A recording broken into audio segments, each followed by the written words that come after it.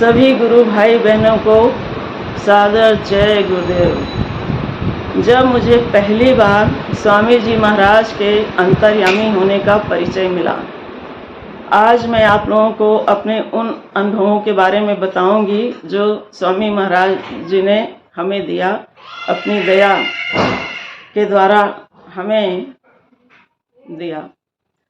हमारे घर में सबसे पहले मेरे पति नामदानी हुए। उसके बाद उन्होंने हमें कहा, हमें पहले समझ में नहीं आता था, लेकिन जब उन्होंने बहुत कहा तो मैंने कहा ठीक है चलते हैं।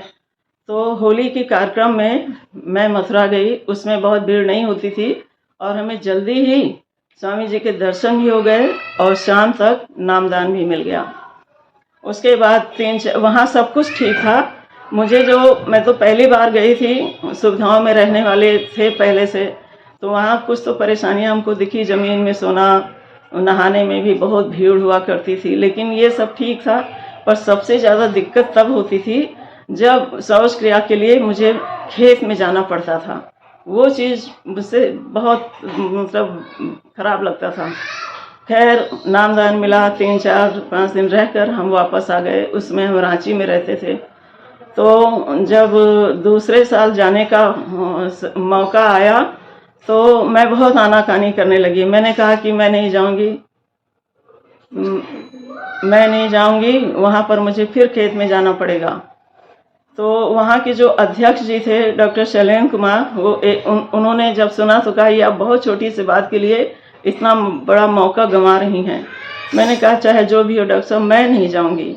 उसके बाद डॉक्टर साहब एक दिन पहले चले जाते थे, तो जब वो पहुंचकर स्वामी जी के दर्शन के लिए गए तो स्वामी जी ने उनसे कहा कि इधर आओ डॉक्टर, जाओ चारों तरफ देखो क्या बना है।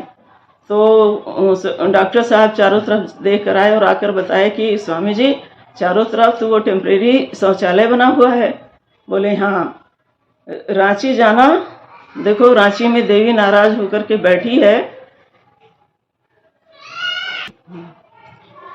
रांची में देवी नाराज होकर बैठी है, उसको बता देना कि शौचालय बने हुए हैं और अड़ा ना करे, आया करे।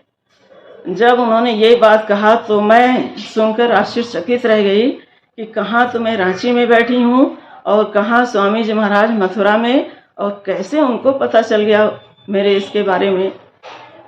तो उसके बाद मुझे अपने आप पर बड़ा दुख भी हुआ कि इतने बड़े स्वामी जी महाराज अंतर्यामी मेरे लिए इतना उन्होंने किया, लेकिन मेरा मन बड़ा गदगद भी हो गया। स्वामी जी की दया का बड़ा अनुभव वो मैं शब्दों में बयान नहीं कर सकती। बस पहली बार उनके अंतर्यामी होने का मुझे परिचय मिला और उसके बाद मैंने सोच लिया कि अब मैं कभी भी स्वामी जी को परेशान नहीं करूँगी। जय गुरुदेव, धन्यवाद। लगा, अगर पसंद आया हो तो लाइक कीजिए, शेयर कीजिए। अगर नए हैं तो चैनल को सब्सक्राइब जरूर कीजिएगा।